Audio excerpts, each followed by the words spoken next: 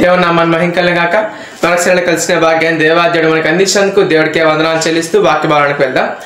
ఈ దినమంది మనం ఏం నేర్చుకోబోతున్నామంటే, అనేక మంది ఉద్యోగాల కోసం రికమెండేషన్ చేస్తూ ఉంటారు. పెద్ద పెద్ద వాళ్ళ ద్వారా నేను పలానా ఎంపీ తాలూకు కాబట్టి నాకు ఉద్యోగం ఇవ్వండి అంటూ మాట్లాడుతూ ఉంటారు. కానీ బైబిల్ గ్రంథంలో ఒక వ్యక్తినికైనా మనం చూసినట్లయితే ఆమెకు ఎటువంటి రికమెండేషన్ లేదు, కానీ ఆమె 127 సంస్థానాలకి ఒక రాణికి తయారు చేయబడింది. హల్లెలూయా. మనకి బైబిల్ గ్రంథంలో ఎస్తేరు అని ఒక అమ్మాయి కనిపిస్తుంది. ఆమె చాలా అందమైనదని బైబిల్ గ్రంథం సెలవిస్తోంది. కానీ ఒక రాణిగా 127 సంస్థానాలకు రాణిగా ఎన్నిక అవ్వబడాలి అంటే అది చాలా సామాన్యమైన విషయం అయితే అస్సలు కాదు. కానీ దేవుడు ఏం చేశారంటే, ఆమె ఎవరి తాలూకా? యేసు ప్రభుల వారి తాలూకా. హల్లెలూయా. కాబట్టి ఆమెకి ఏం జరిగిందంటే, దేవుడు ఆమె యందు రాజుకు దయ పుట్టించాడు. దానివల్ల ఎస్తేరు రాణిగా మార్చబడింది. ఎస్తేరు ఒక సామాన్య స్త్రీ, ఎటువంటి రికమెండేషన్ లేకుండా, ఎటువంటి ఎవరి తాలూకా కాకుండా యేసు ప్రభుల వారి తాలూకా మాత్రమే కాబట్టి ఆమె రాణిగా మార్చబడింది.